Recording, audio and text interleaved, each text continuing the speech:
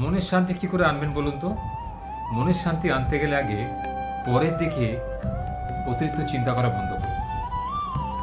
পরে কি পেয়েছে, পরে কি হচ্ছে, পরকে ভগবান কত দিয়েছে যেটা আপনাকে দেয়নি।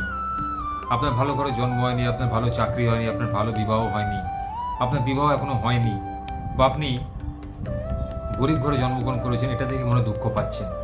একদম নয়। ভগবান যেটা আপনাকে দিয়েছে সেটা নিয়ে সন্তুষ্ট থাকার চেষ্টা করুন।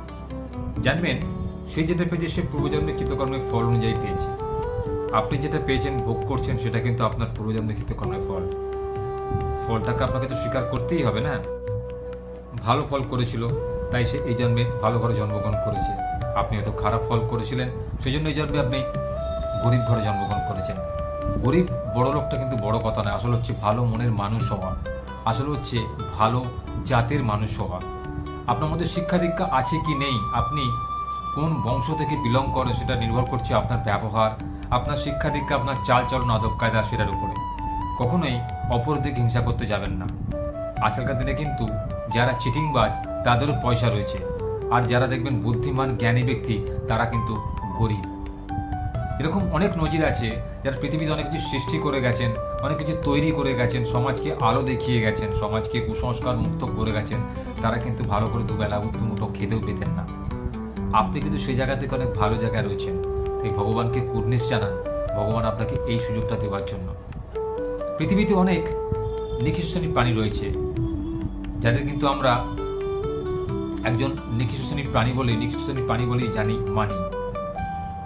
তারা জন্মগ্রহণ করেছে কিন্তু তাদের পূর্বজন্মে কৃতকর্মের ফল অনুযায়ী, অর্থাৎ তারা পূর্বজন্মে কোনো খারাপ কাজ করেছিল বলে তারা আজকে এত নিকৃষ্ট শ্রেণীর প্রাণী হয়ে জন্মগ্রহণ করেছে। সেখানে আপনি দেখুন, আপনি একজন মানুষ শ্রেষ্ঠ, জীব শ্রেষ্ঠ মানুষ হয়ে জন্মগ্রহণ করেছেন। তাই এই জন্মটাকে সার্থক করার চেষ্টা করুন, মানুষের জন্য কিছু ভালো কাজ করার চেষ্টা করুন। যদি ভগবান আপনার মধ্যে সেই ক্ষমতা দিয়ে থাকে, অবশ্যই গরিব দুঃখীদের দান করুন। কলিযুগের দান সম পুণ্য আর নেই।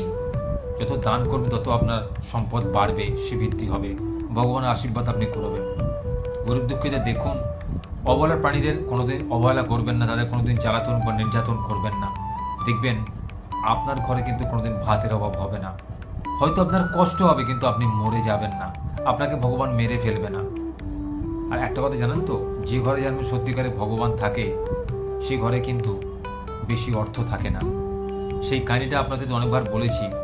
শ্রীকৃষ্ণ আর নারায়ণ, নারদ মুনি যাচ্ছিলেন ওই বড় লোকের ঘরে, একবার গেলেন, সেখানে গড়ালাকায় তাকে বের করে দিল ভগবানকে, তাকে এক মোটা ছিটেফোঁটা ভিক্ষা দিলে না। অথচ সেই গরিব পর্ণকুটিরে যে বৃদ্ধা ছিল, তিনি তার সারা দিন কাটিয়ে ফেললেন, বিকেলবেলা এক বাটি দুধ এনে ভগবানকে নিবেদন করছিলেন প্রসাদ হিসাবে খাওয়ার জন্য। এটাকে ভগবান এত তৃপ্তি পাওয়া সত্ত্বেও তাকে তিনি মরে যাওয়ার অভিশাপ দিলেন, বা সেই গরুটা যাতে মরে যায় সেই অভিশাপ দিলেন। এটা থেকে কিন্তু নারদ মুনি খুব ক্ষুব্ধ হয়ে জিজ্ঞেস করেছিলেন, ভগবান কি আপনার বিচার? যে আপনাকে তিরস্কার করল তাকে আপনি বললেন তোর আরো অর্থ হোক, আরো বৈভব, আরো সম্পদ হোক, যাতে তুই আমাকে ভুলে থাকতে পারিস। আর যে বিদ্যা আপনাকে সেবা করলো তাকে আপনি তার বললেন যে তার শেষ সম্বলটুকু যে গরুটা সেটাও মরে যাক। তখন ভগবান বললেন, তবেই তো সে আমার হবে। যদি সে মরে না যায় তাহলে আমার কেমন করে হবে? আর আমি ওই বড় লোককে কেন বললাম আরো বড় লোক হও, যাতে তোমার মনটা ওই ধন সম্পদের প্রতি থাকে, পৃথিবীর পার্থিব সম্পদের প্রতি থাকে। যতদিন তোমার পার্থিব সম্পদের প্রতি মানে টান থাকবে, আকর্ষণ থাকবে, মোহ মায়া থাকবে, ততদিন তোমাকে পৃথিবীতে জন্মগ্রহণ করতে হবে যুগে যুগে। আর যার শুধু আমার প্রতি মন, যে আমাকে ভালোবাসে, আমাকে আপন করে পেতে চায়, কোনো কিছু পৃথিবীর ধন সম্পদ তার চাই না, সেই কিন্তু আমার আপন হবে। কারণ তার কোনো চাহিদা নেই, সে শুধু আমাকে চায়, আমাকে শ্রদ্ধা করে, আমাকে ভক্তি করে, আমাকে ডাকে। তাই ভগবানকে মন দিয়ে ডাকুন, দেখবেন আপনার মনের ভাব প্রকাশ হবে, আপনার মনের সমস্ত ইচ্ছা পূরণ হবে। হোক না আপনি গরিব ঘরে জন্মগ্রহণ করেছেন, তাতে কি আছে? মনটাকে সেভাবে তৈরি করুন। আপনি যে সত্যিকারের বড় লোক, সত্যিকারের রাজা মানুষ, আপনার মন দেখে বুঝতে পারা যাবে আপনি অল্পেতে সন্তুষ্ট। অনেক বড় লোক দেখবেন প্রচুর পেয়েও সে সন্তুষ্ট হয় না, অনেকে দেখবেন পর্ণকুটিরেও সন্তুষ্ট থাকতে পারে। সবটা কিন্তু নিজের মনের ব্যাপার। আপনার মনটাকে যেভাবে বোঝাবেন সেভাবে কিন্তু মন আপনাকে বোঝাবে।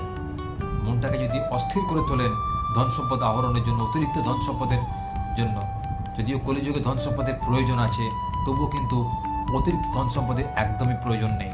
যে ধন সম্পদ ভোগে আসে না, যে ধন সম্পদ পৃথিবী থেকে চলে যাওয়ার পর আপনার উত্তরসূরিরা ভোগ করবে বা আপনাকে সে তারা দেখবে না, তাচ্ছিল্য করে রাখবে জানার পরে যে আপনার প্রতি ধন সম্পদ হচ্ছে, আপনার শত্রু বেড়ে যাবে, আপনাকে অকালে মেরে দেবে, তাহলে সেই ধন সম্পদ দেখে লাভ কি? যতটুকু প্রয়োজন ততটুকু ঠিক ধন সম্পদ দরকার, বাকিটা কিন্তু অকালে চলে যায়, অন্যের হয়ে যায়। তাই ধন সম্পদ যাতে অন্যের না হয়, যাতে আপনি সম্পূর্ণ আপনার অর্জিত অর্থ ভোগ করতে পারেন, যেটুকু যে খাতে প্রয়োজন সে খাতে খরচা করতে পারেন, অতিরিক্ত খরচা নয়, যেটুকু প্রয়োজন সে খাতে আপনি বিনিয়োগ করতে পারেন, তাহলে দেখবেন আপনার অর্থ আপনারই থাকবে, আপনার অর্থ কেউ নিতে পারবে না। আপনি সত্যিকারে একজন জ্ঞানী ব্যক্তি হয়ে উঠবেন, সত্যিকারে একজন সম্পদশালী ব্যক্তি হয়ে উঠবেন। আর অবশ্যই নিজেকে সরলভাবে রাখার চেষ্টা করুন, অতিরঞ্জিত করতে যাবেন না, লোকের দেখে নিজেকে পরিবর্তন করতে যাবেন না। আপনি যেরকম আছেন সেরকম থাকার চেষ্টা করুন, কখনোই লোকের দেখে বাড়াবাড়ি করতে যাবেন না। ওই নিজের নাক কেটে পরে যাত্রাভঙ্গ করা যে প্রবাদ বাক্যটা আছে, যে সেটা জীবনে আপনি অক্ষরে অক্ষরে পালন করেন, তাহলে কিন্তু জীবনে বিপদ থেকে বাঁচার জন্য অবশ্যই আপনাকে সিম্পলিসিটির উপরে গুরুত্ব দিতে হবে। অর্থাৎ আপনি ঠিক যেভাবে রয়েছেন, একজন সরল মনের মানুষ, সেভাবে থাকার চেষ্টা করুন। দেখবেন আপনার সমস্ত আকাঙ্ক্ষা, সমস্ত আপনার চাহিদা ভগবান ঠিক একে একে পূরণ করবেন। শুধু নিষ্ঠা করে ভগবানকে ডাকুন।